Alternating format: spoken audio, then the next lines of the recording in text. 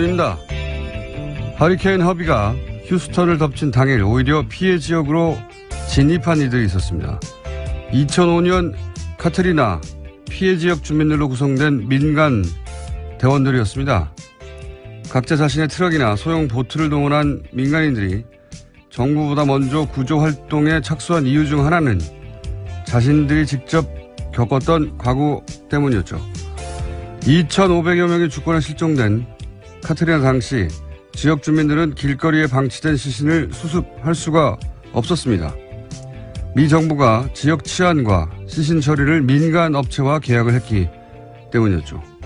작업 시간과 시신 숫자로 비용을 정산받는 민간 업자들은 이익을 극대화하기 위해서 시신을 아무도 건들지 못하게 하고 최대한 천천히 시신을 수습했죠.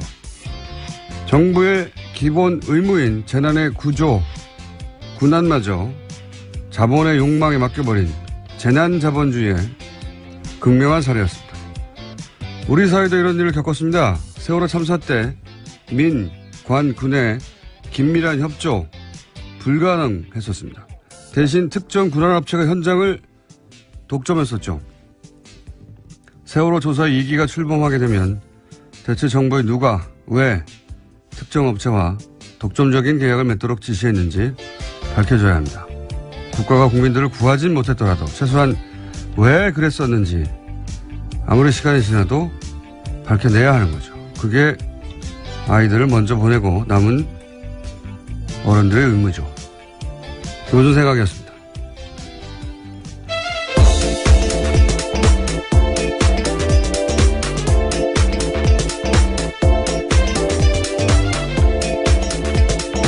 시사인의 김은지입니다. 자, 이거 언론에서 그 얘기를 별로 안 하는데, 예. 언제입니까, 이게? 2005년이니까. 12년이 지났네요. 예, 카트리나, 예. 예. 지금 휴스턴도 그때 못지않은 이제 피해를 입고 있어요. 예. 네, 더 위력이 셉니다. 지금 4등급 허리케인이거든요. 미국에서는 아주 큰 뉴스죠, 이게. 그런데 그런 일이 실제로 있었습니다. 예. 우리나라에서 그렇게 크게 보도 안 됐는데, 이라크 전에 투입됐던 경비업체들, 전쟁을 아웃소싱하냐? 뭐 이런 얘기를 했었죠. 그 업체들이 경비를 맡고, 그 다음에, 시신 수습을 또 장례업체에다가 맡겼어요. 민간에. 정부가 하는 게 아니라.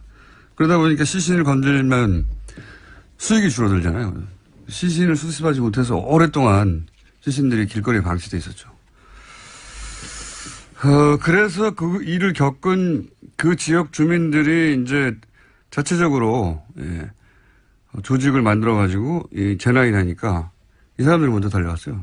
예, 그런 일이 있었다.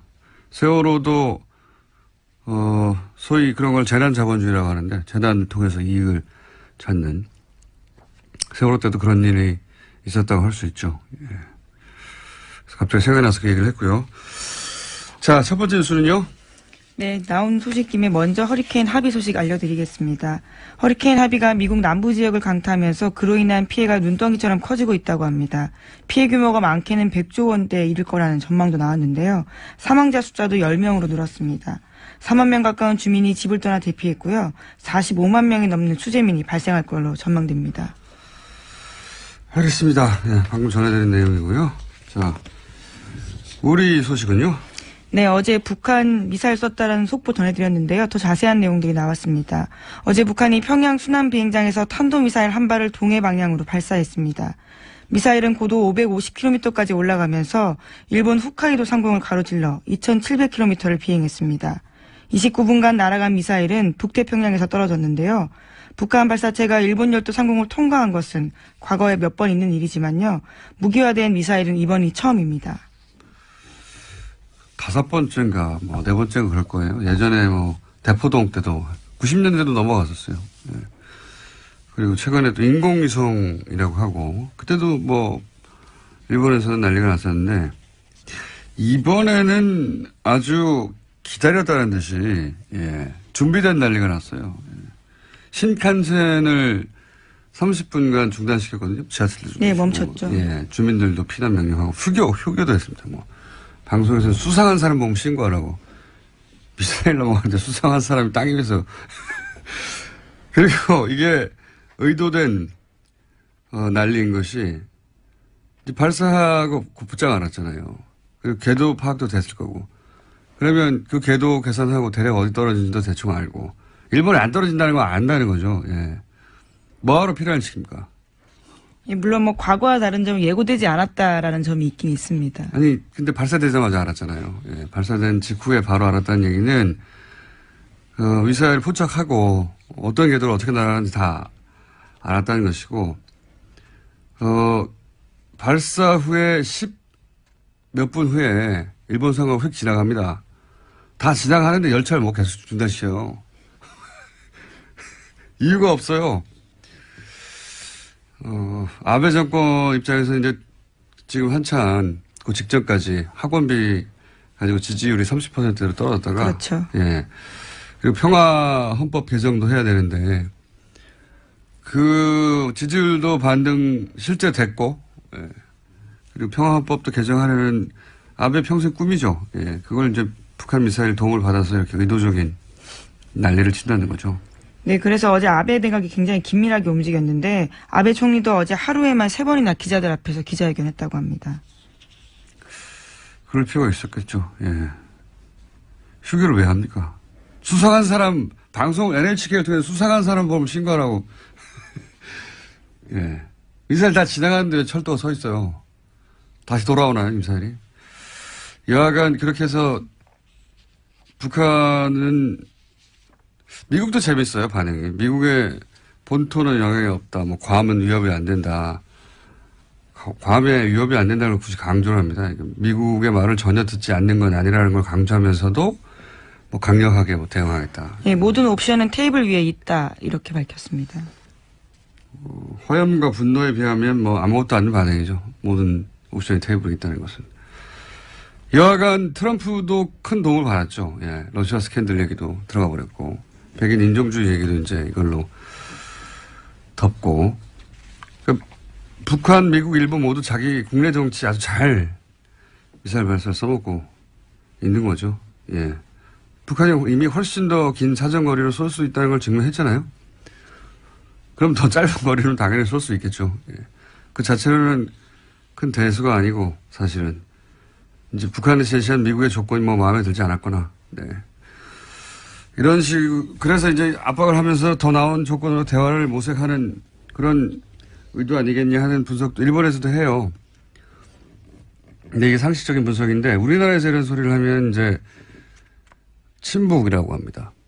예. 당연한 분석인데 이런 걸 못하게 한 세월이 한 10년 되다 보니까. 자, 어쨌든 미사일 발사하고 우리도 그래서 전투기 출격시켜서 폭격훈련도 하고. 예. 네, 문재인 대통령이 강력한 대북 응징 능력 과시하라고 지시해서요. 이에 군이 즉각 전투기로 북한 지휘부를 섬멸하는 폭격훈련을 실시한 겁니다. 과거 정보와의 차이라면, 예. 그때는 대북 휴전선에서 방송을 했죠. 네, 대북 방송했었습니다. 네, 우리 전투기를 출격시켜서 폭격훈련을 한다. 이런 게 아니라 대북 방송을 가만히 있지 않겠다면서 대북 방송을 했죠. 네, 뭐 소녀시대 같은 걸그룹 노래도 틀기도 하고요. 일종의 예. 심리전을 펼친 겁니다.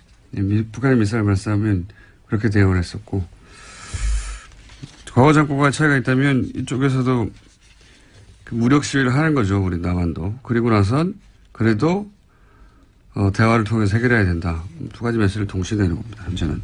여하간 각국이 장사를 잘하고 있다. 북한과 일본과 미국이. 특히 일본이 장사를 하죠. 이 일로. 정치 장사를 잘하고 있다. 이렇게 보시면 될 것 같습니다. 자, 다음 뉴스는요. 네, 국정원 관련된 소식 계속 전해드리고 있습니다. 오늘 아침 한국일보에서 관련된 단독 기사가 있는데요. 검찰이 이명박 전 대통령 시절 청와대 행정관이 민간인을 동원한 댓글 공작에 직접 관여한 사실을 확인했다라는 보도입니다.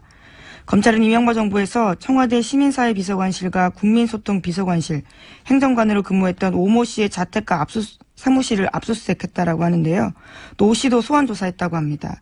오 씨는 검찰 조사에서 청와대 근무 당시에 국정원 쪽과 정치 개입 댓글을 모의했다라고 인정했다고 하는데요.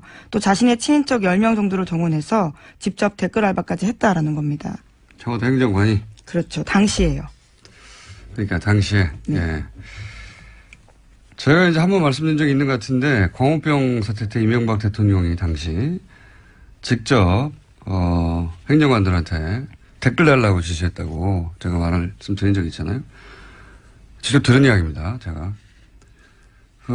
그런데 이제 실제 행정관이 알바들을 동원해서 여기서 알바들은 친인척입니다. 친인척을 동원해서 아이디를 많이 만들고 청와대에 있을 때 댓글 달았다는 거잖아요. 네, 1인당 50개까지 아이디를 만들어서 돈도 300만 원까지 받았다고 합니다. 1인당. 예. 근데 이제 이게 청와대 행정관이 청와대에서 이 일을 하는데 청와대가 몰랐다는 건 말이 안 되죠. 예. 시민사회 비서관실에 있는 행정관이었으면 시민사회 수석은 알아야죠. 또 오 씨 같은 경우에는 이명박 전 대통령 최측근으로 분류되는 종교인 김모 씨와 사돈관계라고 알려졌고요. 또 지금까지도 이명박 전 대통령 지지성냥 시민단체 산하연구소에서 일하고 있다고 합니다. 그렇군요. 그러니까 시민사회 비서관실에 있었으면 당연히 비서관실의 시민사회 수석은 이걸 알아야 되는 거죠. 예. 알 수밖에 없어요. 청와대. 사실은 자료도 마음대로 못 가져가고 굉장히 엄격하거든요. 수석이 알았으면 비서실장도 알았겠죠. 비서실장이 알았으면 대통령이 알지 않았을까 하고 이제 이 수사가 진척이 될 가능성이 아주 높죠. 자, 댓글 이야기가 이제 청와대 내 근무하던 행정관까지 갔군요. 다음 뉴스는요? 네, 관련해서요. 원세훈 전 국정원장이 민간인을 사찰하고 협박하도록 지시한 것으로 해석되는 문건도 나왔다고 합니다. 원 전 원장이 진보 진영 인사로 보이는 민간인 한 사람을 거명하면서 불만을 표시했다라고 하는데요. 집행유예 기간 중에 그렇게 돌아다녀도 되느냐라고 이야기하면서 지금이라도 내일 구속된다는 사인을 줘라. 그런 식으로 행동하면 처벌된다라고 말해서 활동 못하게 해라라는 지시를 했다라는 겁니다. 민간인 중에 마음에 안 드는 사람이 있으면 국정원장이 이름을 특정해서 겁줘서 일 못하게 하라고 하는 눈에 보이는 게 없었던 거죠. 마음대로 해도 된다고 생각했던 겁니다. 이런 뉴스 계속 나올 것 같고요. 자, 다음 뉴스는요. 네, 박근혜 대통령 시절 청와대에서 청와대 제2부속실에서 9천 개가 넘는 파일 나왔다라는 소식도 전해드린 바가 있는데요. 이와 관련해서 사정당국 관계자 발언이 나왔습니다. 자료를 정리하는 과정에서 문화계 블랙리스트 작성에 조윤선 당시 정무수석이 연관된 것으로 보이는 정황이 있다라는 건데요. 조 전 수석의 재직기간과 해당 문건 작성 기간이 겹칩니다. 이 뉴스는 저희가 어제 파일이 나왔다는 소식을 듣자마자 예언했던 뉴스네요. 예, 조윤선 전 장관의 관여. 조윤선 전 장관이 떨고 있겠다 이런 얘기를 했었는데 뉴스로 나왔습니다. 하루 앞서 뉴스를 만드는 뉴스 공장이었습니다. 자, 다음 뉴스는요. 네, 이재용 삼성전자 부회장의 1심 유죄 판결문이 박근혜 전 대통령 재판의 증거로 쓰이게 됐습니다.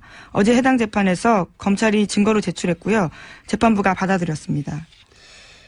이게 이제 증거가 됐다는 얘기는 무기징역까지 가능하다는 얘기거든요. 박근혜 전 대통령이. 한 달 정도 남았죠, 이제 판결이. 네. 네, 우선 구속 만기가 10월 중하순 정도로 예상되는데요.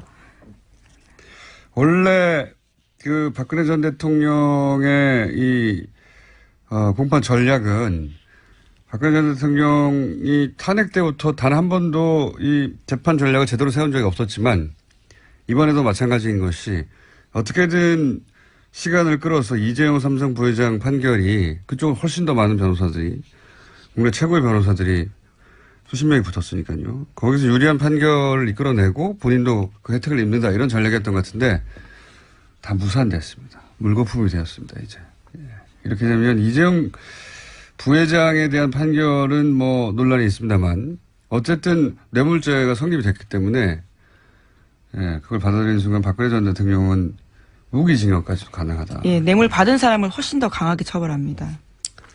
네, 그렇게 하지 말았어야 한다고 그게 유리하지 않을 거라고 저희들이 계속 얘기해 왔는데 또다시 이상한 전략을 활용하다가 망하는 길로 가고 있습니다. 자, 다음 뉴스는요? 박근혜 전 대통령이 최근 탈당 의사가 없다. 차라리 출당시켜라 라는 의사를 표했다고 국민일보가 보도했습니다.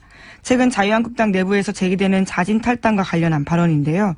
박 전 대통령 쪽도 10월 중하순으로 예상되는 1심 선고 전에 출당론이 거론되는 것에 대해서 강한 불쾌감을 표출했다고 합니다.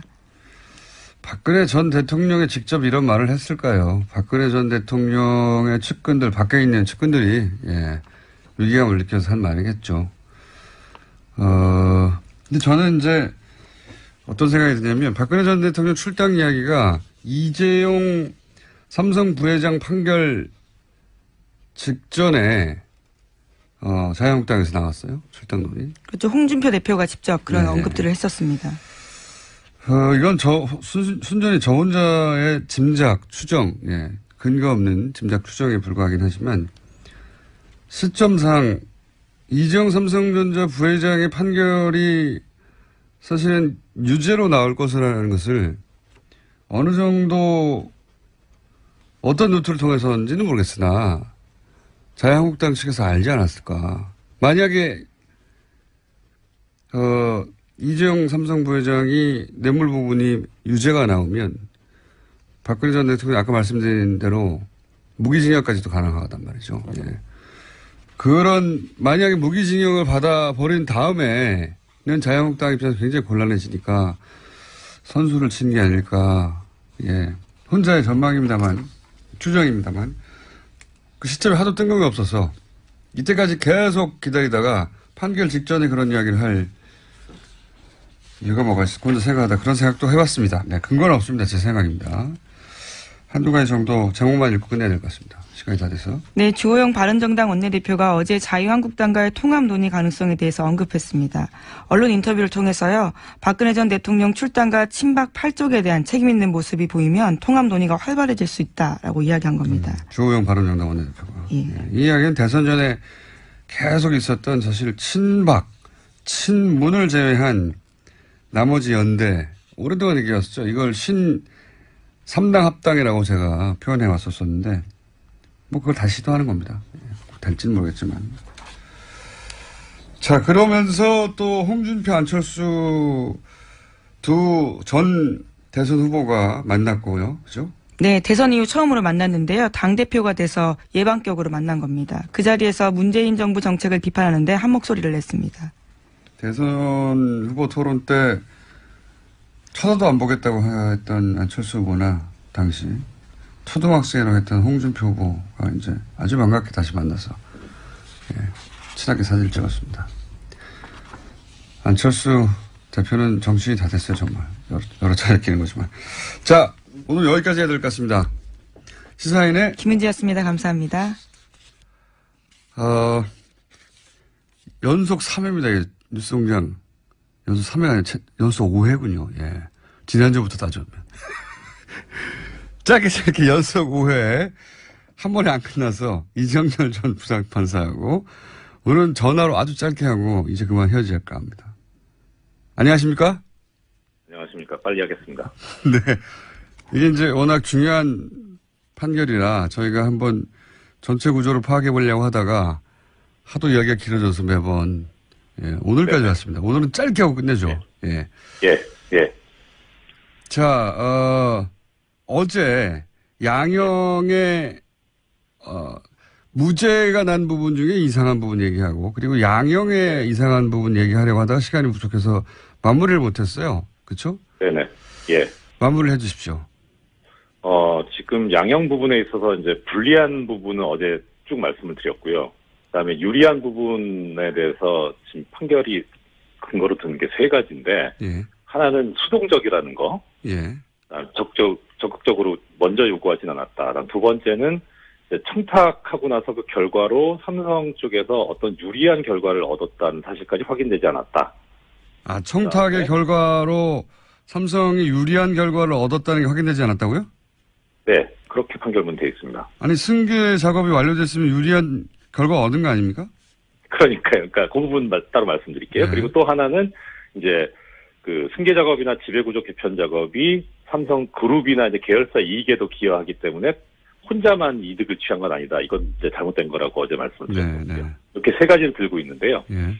일단 이제 조금 전에 이제 공장장님 말씀하신 부분 관련해서 이 판결에서 인정하고 있는 부정한 청탁의 내용이 뭐냐면 어떤 적극적인 유리한 결과를 얻으려고 했던 게 아니라 대통령이 태클 걸지 말라는 거였잖아요. 네네. 태클 안 걸었잖아요. 예. 그럼 목적을 달성한 거죠. 그렇죠.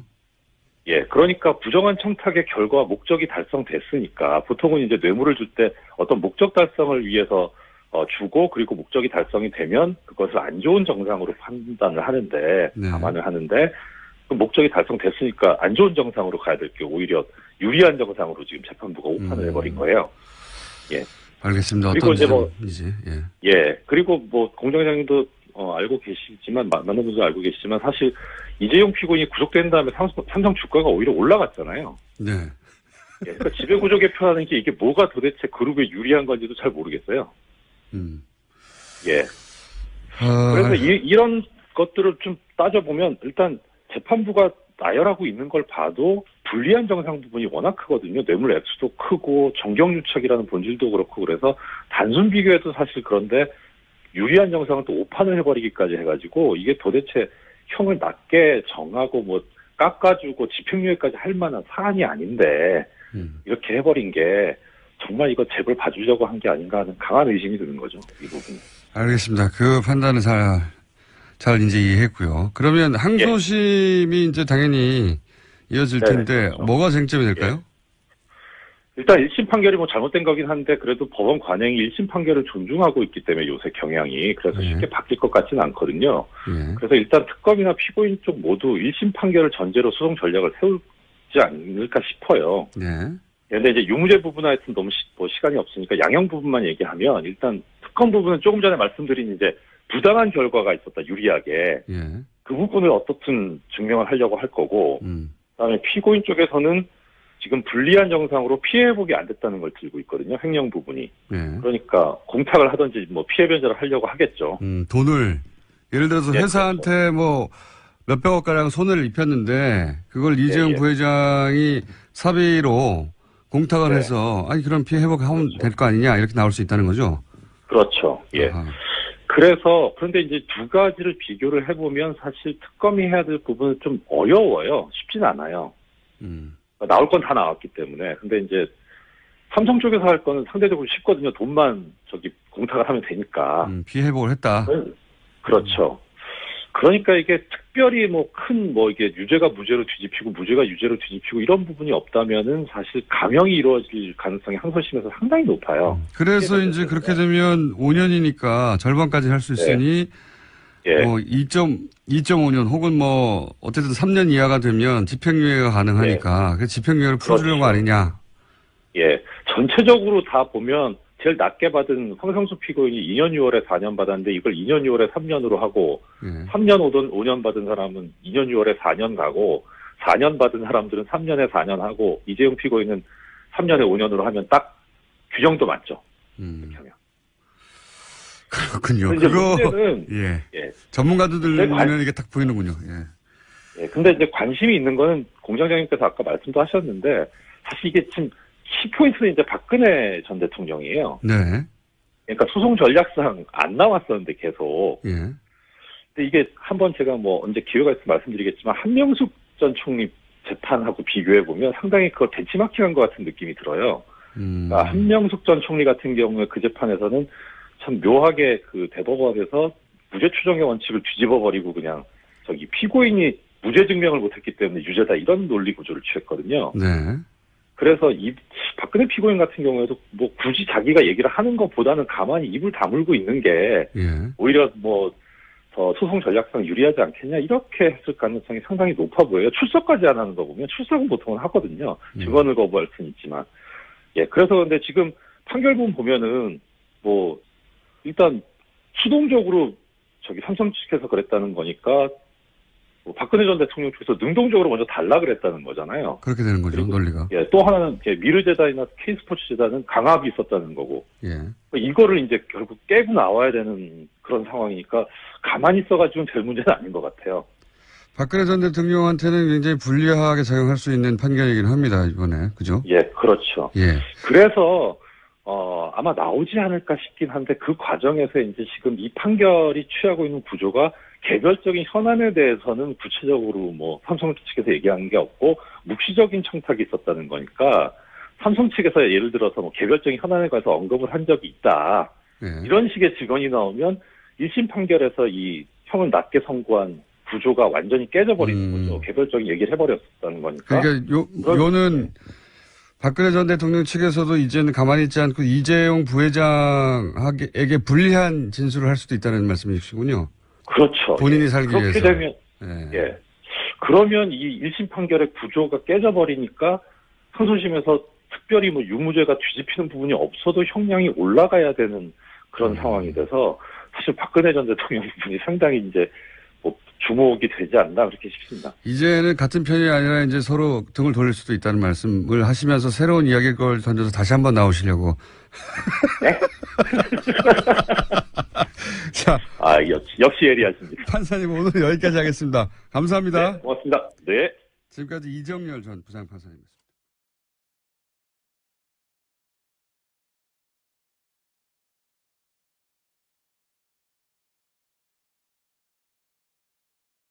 위기가 출범하게 되면 대체 정부의 누가 왜 특정 업체와 독점적인 계약을 맺도록 지시했는지 밝혀줘야 합니다.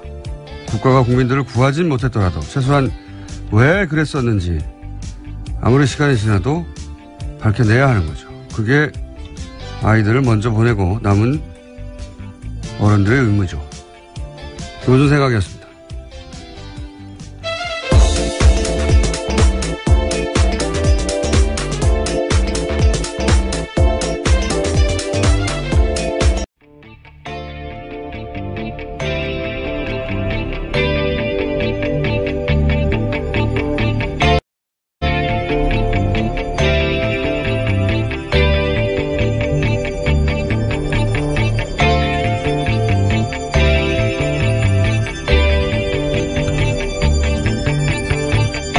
안녕하세요. 김호준입니다. 허리케인 허비가 휴스턴을 덮친 당일 오히려 피해 지역으로 진입한 이들이 있었습니다. 2005년 카트리나 피해 지역 주민들로 구성 시사인의 김은지입니다. 자, 이거 언론에서 그 얘기를 별로 안 하는데, 언제입니까, 이게? 2005년이니까. 12년이 지났네요. 예, 카트리나가. 카트리나, 예. 예. 지금 휴스턴도 그때 못지않은 이제 피해를 입고 있어요. 예. 네, 더 위력이 셉니다. 지금 4등급 허리케인이거든요. 미국에서는 아주 큰 뉴스죠, 이게. 그런데 그런 일이 실제로 있었습니다. 예. 우리나라에서 그렇게 크게 보도 안 됐는데, 된 민간 대원들이었습니다. 각자 자신의 트럭이나 소형 보트를 동원한 민간인들이 정부보다 먼저 구조 활동에 착수한 이유 중 하나는 자신들이 직접 겪었던 과거 때문이었죠. 2,500여 명의 주권에 실종된 카트리나 당시 지역 주민들은 길거리에 방치된 시신을 수습할 수가 없었습니다. 미 정부가 지역 치안과 시신 처리를 민간 업체와 계약을 했기 때문이었죠. 작업 시간과 시신 숫자로 비용을 정산받는 민간업자들은 이익을 극대화하기 위해서 시신을 아무도 건들지 못하게 하고 최대한 천천히 시신을 수습했죠. 정부의 기본 의무인 재난의 구조, 군안마저 자본의 욕망에 맡겨버린 재난자본주의의 극명한 사례였습니다. 우리 사회도 이런 일을 겪었습니다. 세월호 참사 때 민, 관, 군의 긴밀한 협조 불가능했었습니다.